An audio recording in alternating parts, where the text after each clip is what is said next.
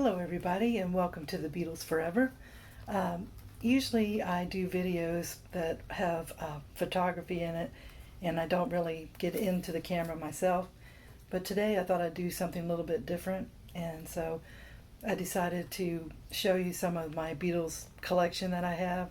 I'm not like the other YouTubers that have massive collections. I just have some magazines and books, but I thought I'd share them with you today.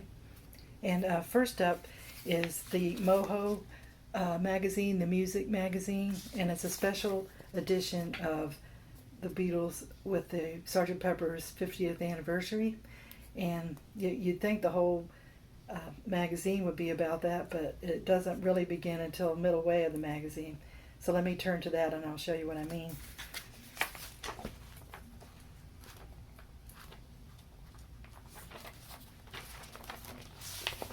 Okay, it starts and it's called Stars and Stripes, and it tells all about how it was created, Paul's vision of how he wanted this album and with the uniforms and everything, and it really goes into great detail. So anybody that's a fan of this album would probably like to check this magazine out. This was released in June of 2017. So they show different pictures through the making of the album. So it's pretty cool.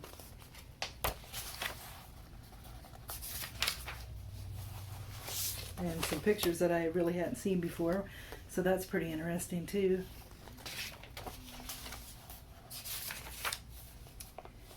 They have quotations like by different people, by the band members, and by people that were on the production part of it. So it's pretty neat.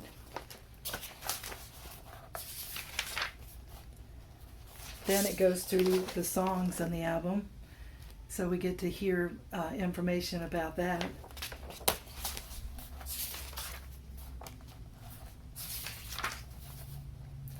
Then it goes into side 2 of the album, so they start talking about that.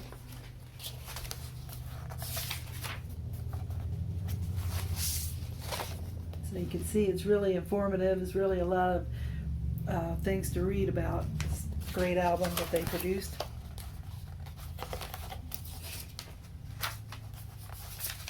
So that was it for that one.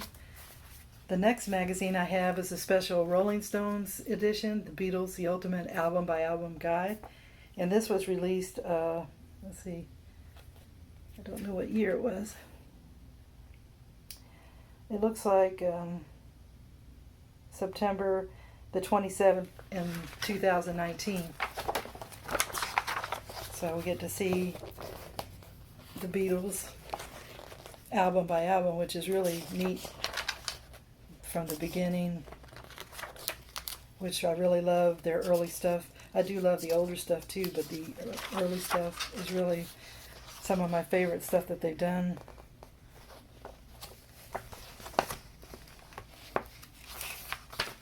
I won't show you everything in the magazine, but it's pretty neat.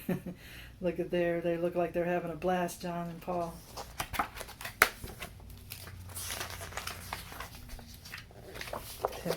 Look at Ringo, he's looking kind of moody there. There's their album that I remember that my mom bought. And then I was like 4 years old, so I remember this album, so that started it for me, being a Beatles fan. Then we'll go into the later years of the band. This is when things started changing. With Rubber Soul, they started experimenting and doing different kinds of music. So that was a turnaround for the fan to realize, hey, what's happening?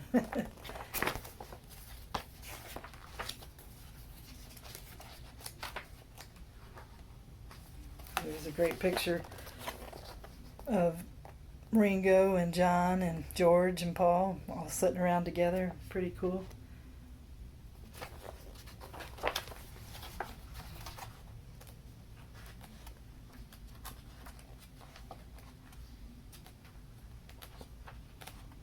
So if you're interested in the albums that they did and want to know more about what happened during each album, this is a magazine to get.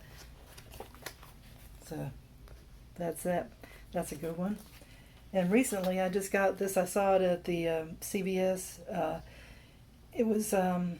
It's dated August 23rd, 21. That's how long it's going to be displayed till. And it's Paul McCartney. And the older I get, the more I become a Paul McCartney fan. I love his songs, but before I even realized who wrote what, it was more leaning towards Paul's stuff that I really cared for the most. And so through the years, I started collecting all his solo albums and, CDs, I should say. And so he's really a great songwriter and a singer. So we get to see Paul, through the years, from his childhood to when he joined up with the Beatles.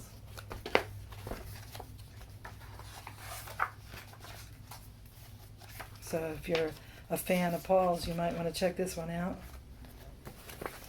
This is a neat picture here.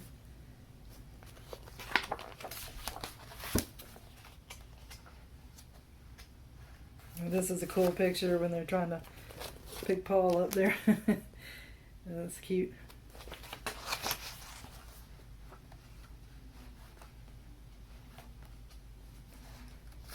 And this is pictures of when he met Linda and they got together.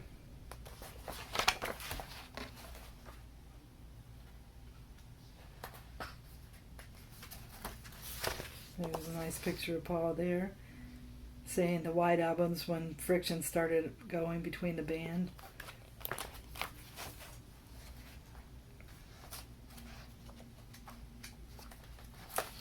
And this part is when Paul began his solo journey without the Beatles. Linda convinced him to start his own band and to start creating music again, and that's the best thing she could have told him, because it got him out of his depression and back into the music world, where he proved that he wasn't just meant to be in one band. So he created, of course, Paul McCartney and Wings, and that was the beginning of some great success there.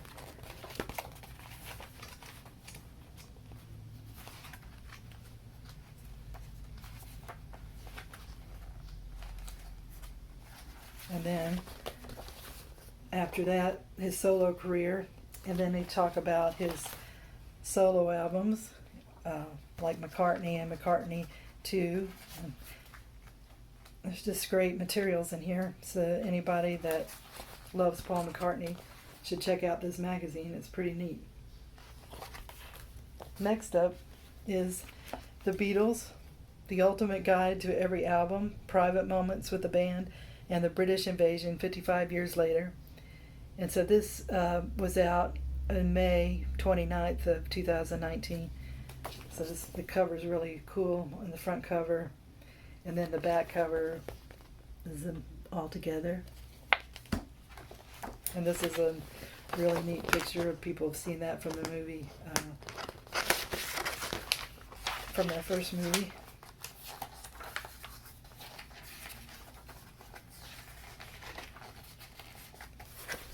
This is when they landed in America. Their dream had come true, because they always wanted to go there when they felt that they were successful, and they did.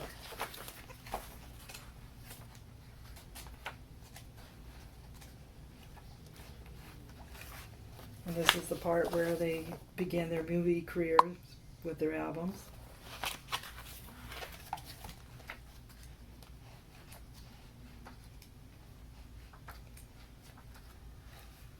And even this magazine goes into the Sgt. Pepper's album.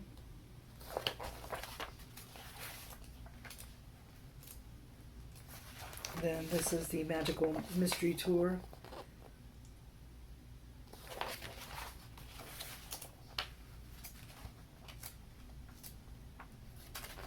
And the beautiful Abbey Road album.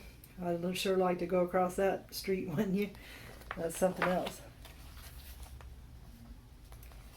And John and Yoko. It took me a few years to get used to her. I'm sorry, Yoko.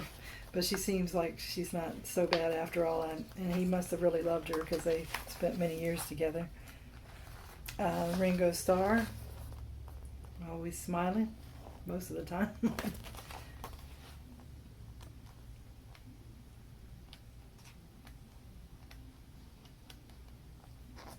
So this is a good album. This is a good magazine to check out if you love the Beatles.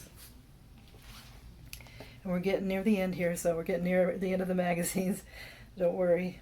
This one's called The Beatles 50 Years Later, the real story behind the breakup of the Fab Four and the band as you've never seen them before. And this came out in February of the year 2020. So once again, a very nice cover. And then the back cover shows them leaping around in the movie that they did. Here's a cool picture of them and Paul wearing a cowboy hat.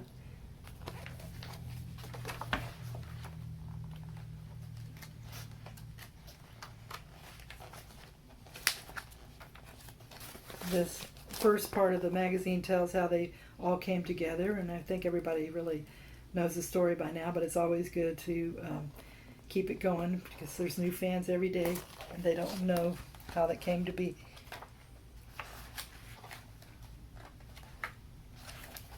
And here's a picture of them behind the in front of the U.S. flag. That's pretty cool.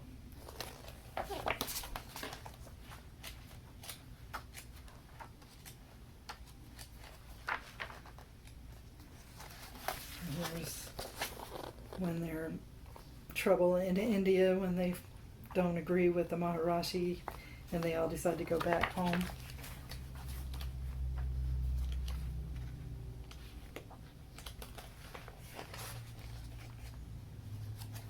There's a good picture of George and John.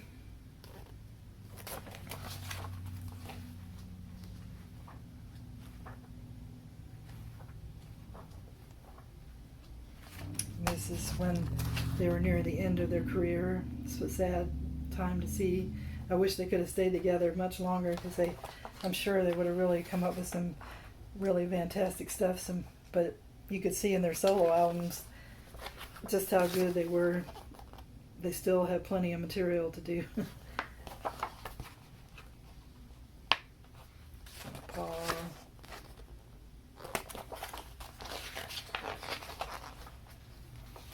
George.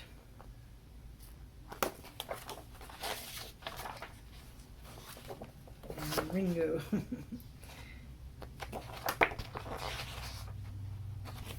So that's it for that one.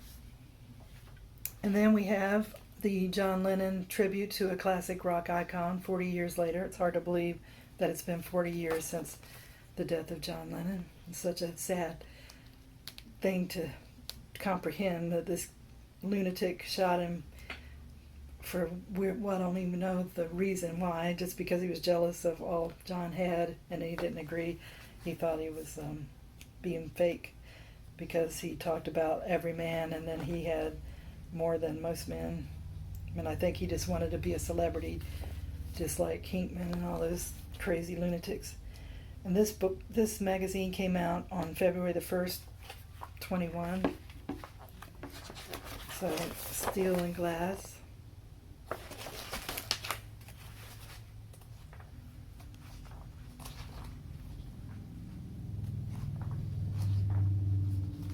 And it shows the Beatles.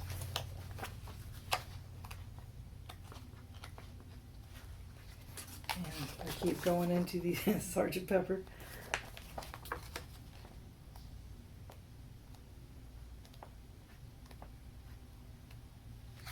And the end, Abbey Road.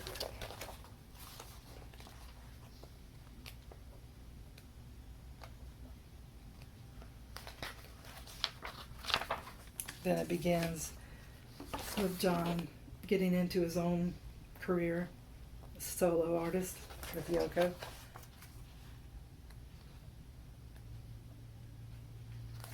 This is pretty cool. Lennon by the numbers, telling all the numbers and how it relates to things that happened in John's life. So it's pretty cool to look at.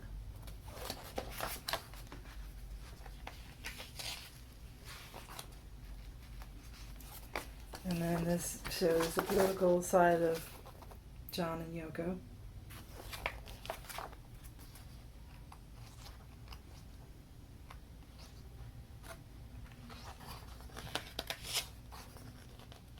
And then, of course, the horrible assassination of John Lennon.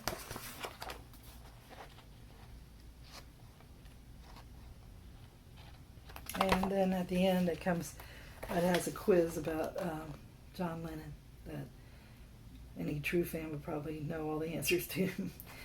But this is a pretty neat magazine. And at the end it shows them in front of the house that they lived, or in front of the Dakota, the apartment building they lived in. Sorry about that. Okay, now we're going to get into the books that I have. I don't have that many, or maybe I do. But anyway, this one was the most recent one I got, of John Lennon, 1980. And this tells all about this last year that he lived in. And it's a really good book by Kenneth Womack. There's no pictures in this book, but it tells like the making of his album and how he had to take a break to be with Sean, his son, until he turned 5 years old, and then he began to make his album, starting over. So it is really a good book, and if you want to know details about everything that happened in his last year, this is the book to get. Now, this book has really been a good one that I've read over and over again. It's called Beatles Songs, and it says, the first-hand quotes the little-known facts and details about the production of each song, album, including where the song ideas came from and how much was contributed by each of the, John or Paul, and the thoughts of the Beatles on the song's development. And it's a book by William J. Downing, and let's see what year that came out. This came out in the year of 1989, and it's really a very cool book because it goes from their earliest days, and then they'll tell every song that's on the albums that they made and who came up with the idea. Let me see if I can find something as an example here. Okay, we'll go into the Hard Day's Night, and I'll tell you just one brief thing. I won't dwell on things. Okay, they have the song I Should Have Known Better. They tell that Lennon was the one that wrote the song, and then they tell when it was recorded, February 25th, and remade February the 26th in 1964 at Abbey Road, and it tells who played what. McCartney played the bass, Lennon played the acoustic guitar, harmonica, and vocal, double-tracked. Harrison played lead guitar, the Rickenbacker 360/12, 12-string, and Ringo Starr played the drums. And then miscellaneous is, this song was performed in a film, The Hard Day's Night, and the train compartment scene. It was actually filmed in a van with crew members rocking the vehicle to fake the action of a train in motion. A George Martin orchestrated instrumental version of this appears in the U.S. soundtrack LP. And this song was part of the Beatles' repertoire for the concerts in 1964. So as you can see, it's really informative, and I like to go to it, like if I'm listening to some songs and I want to know more information, this is the book that you could go to get that information. I like little trivia and stuff like that, so this is really a great book, and it's called Beatles Songs. All right, this book, some people don't really care for it. This is written by John Lennon's assistant, Frederick Seaman, The Last Days of John Lennon. And some people feel like he told a false story about John, but who knows? I mean, nobody knows what has happened in his apartment. But it sounded like John was like a a recluse in this Dakota apartment. He didn't really go out that much, and Yoko was busy in her business world, and she was on the phone all the time, but John was either in bed or, it just tells the story. So let me see if I can see this.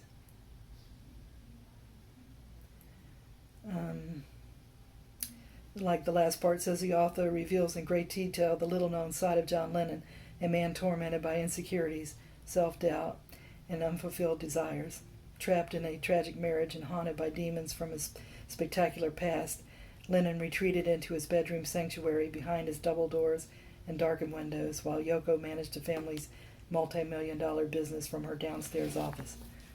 So, I don't know if you want to read it. I think it's, you could take it with a grain of salt, but it is an interesting story to read, and it has some pictures involved in there too.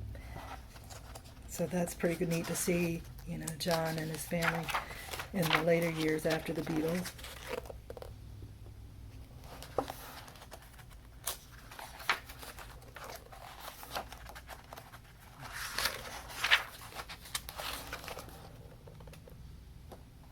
So that's pretty neat. Let's see when this book was written. In 1991. So if you want to try this book out, I don't know whether it's really the truth or not, but it's worth a read anyway. And it's The Last Days of John Lennon by Frederick Seaman. Next up, we have this book called Starting Over. I seem to have a lot of John Lennon books, but I really didn't know too much about John. And it seems like they made more books on John, of course, because he passed away before the other Beatles. And he is an interesting character to learn about, so that's why. Well, this book is about the making of the Double Fantasy album. And it tells every detail.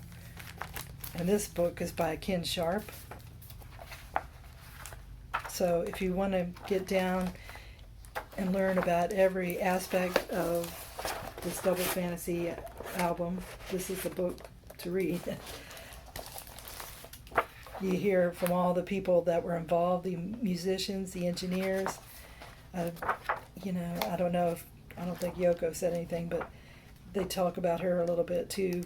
And so this book was written, let's see,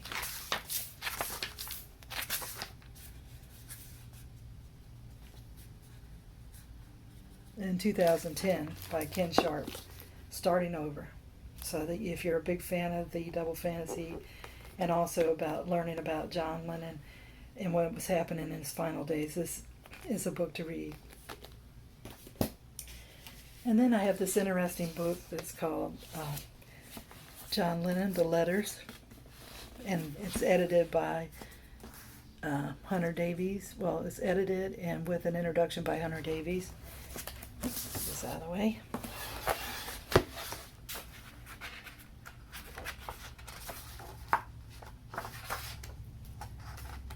And this book was done in 2012 in October. So there's a picture of John and Yoko.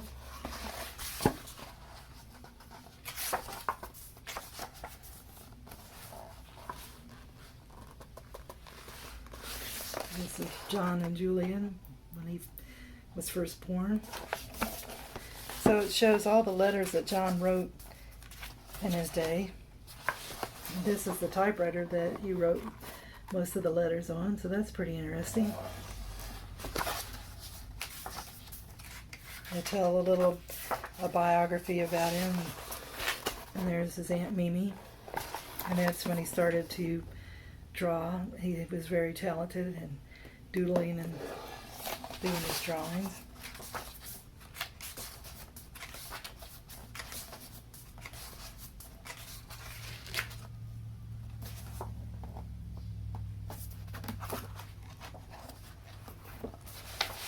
There's some more of his doodles that he did and drawing and things in his own words.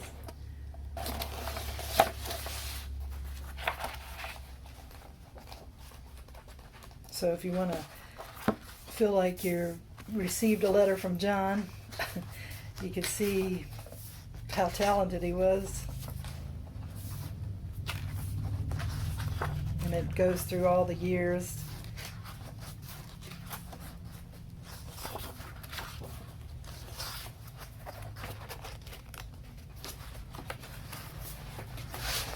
This was John back in his year, well, when he was broken up with Yoko and he was with his assistant. And so he wrote some stuff during this time. That was probably his darkest days then. But it really is fascinating, and you might, any fan of John Lennon would really like to see this book. You see the mind of John Lennon. So that's that book. All these other books are over on the other side.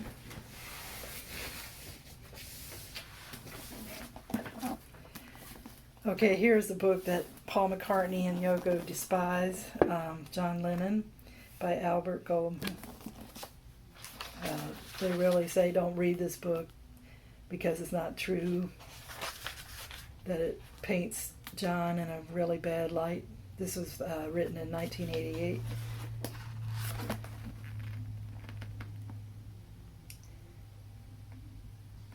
So it tells like his addictions and stuff that Paul and Yoko say aren't true, but still, I mean, if you want to get another version of how John is portrayed, you might want to check it out. I don't know.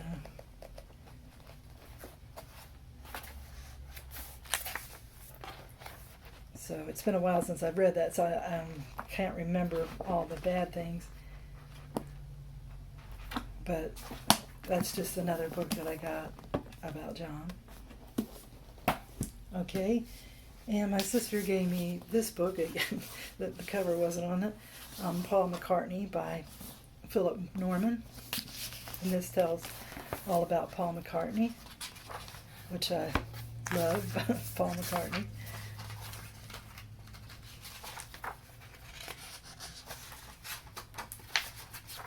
Trying to see what year it was published, but it didn't tell. But you'll learn all about him and his beginnings with his brother there, and about his dad and his mom, and how he got together with John, and then they got into the Beatles.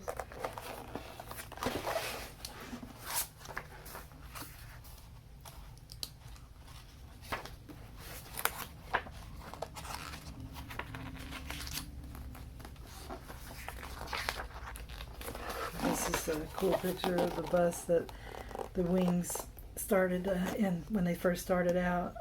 They started from scratch and they played at colleges and didn't really charge much money. And they just got going and got their groove going, and then they started performing everywhere. And this is when he gets together with Heather Mills, which wasn't such a great idea, I guess. After a few years, they both agreed to make an end to the marriage.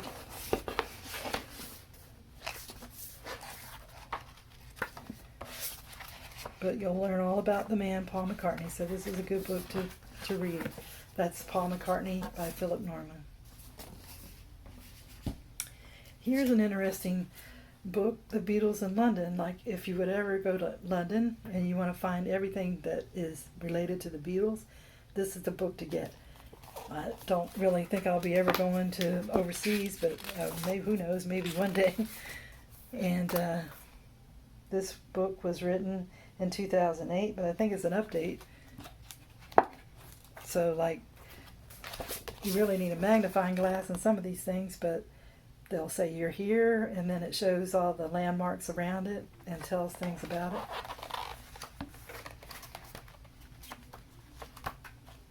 So if you're ever there and you think you need to march around all the places that the Beatles were at, restaurants, nightclubs, just every place, then you'll want to check out this great book. And it's The Beatles London, A Guide to 467 Beatles sites. And it was written by Piet Schreuders, Mark Lewison, and Adam Smith. And then this Derek Taylor, who worked with the Beatles, said, "Far and away the most interesting Beatles book ever assembled." And I think it is. It looks pretty interesting. Here's another book that I've read, like, I don't know how many times through the years, Shout. And it tells all the story about the group beginning and to the end. And this is a book by Philip Norman, and it was written in 1981.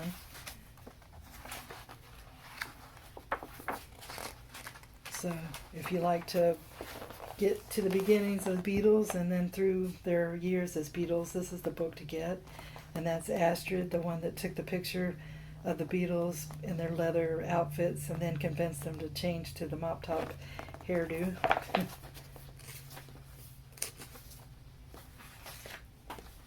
And that's the Cavern Club. Well, I don't know how anybody got in there. It was like claustrophobic. Then we'll zoom ahead.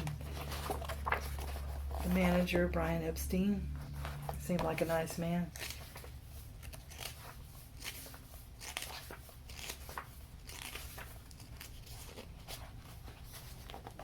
Pictures of the group there. So this is a fascinating book, and I really like reading it over and over. So that's one to look at. And then I've got two more, so hold it. This book is a great book, The Beatles Gear. And it shows every picture of the instruments that the Beatles used, and they're like the amplifiers, the guitars, Ringo's drum kit, and everything. And it's a heavy book. And it said it was $60, but I didn't pay that much for it. And what year, the Beatles Gear, let's see, all the Fab Four's instruments from stage to studio. And it was copyrighted in 2015. So even if you're not a Beatle fan, but just love guitars and instruments, this is the book to get. Just fascinating pictures and like advertisements through the years that, you know, that's fun to look at historically also. Let me see if I can...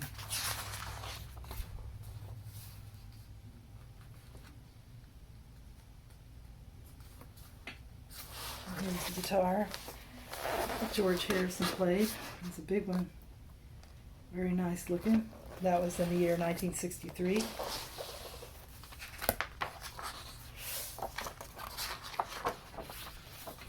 Here's John Lennon with his big acoustic guitar.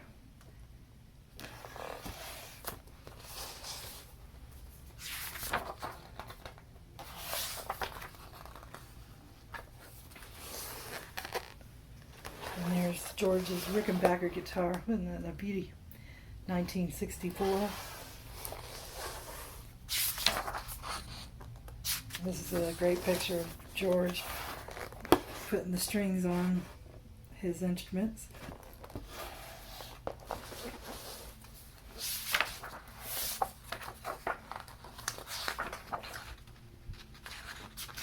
They even have a picture of Ringo playing the bongos?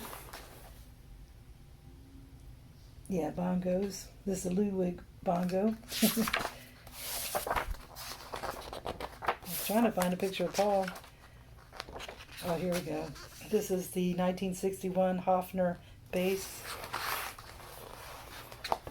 Isn't that a beauty? It's a different kind of bass than we see nowadays, that's for sure. And then there's George looking cool. Then it goes into the later years. Let's see. So this book is really a great book to have. You don't have to, you know, read the whole book. You could just pick and choose. Like, here's the amplifiers they use. Look how small they were. I don't know how, you know, they could have everybody hear them playing with those. Oops, sorry.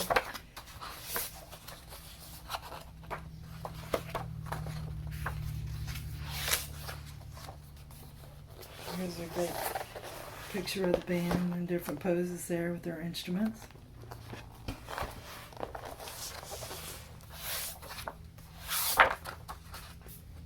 And here's a great shot of George and John.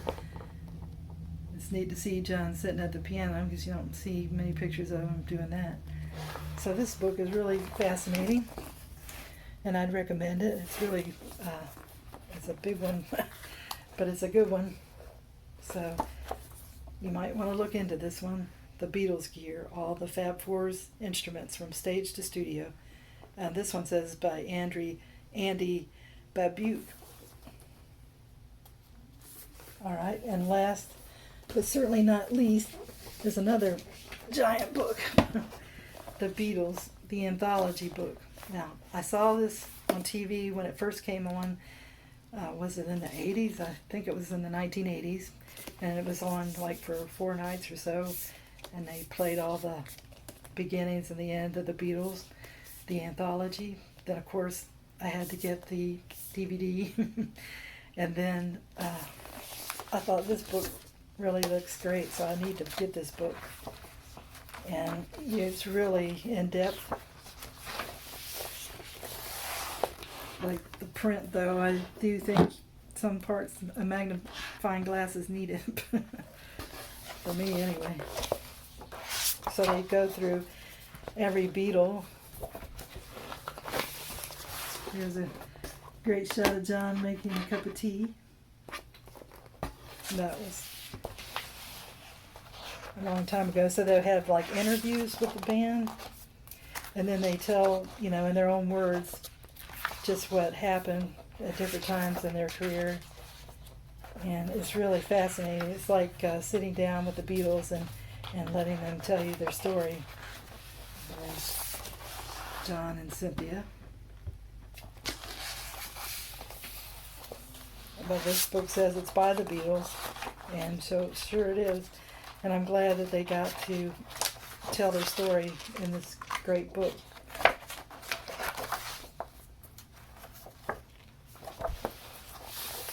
Here's a good picture of the group together.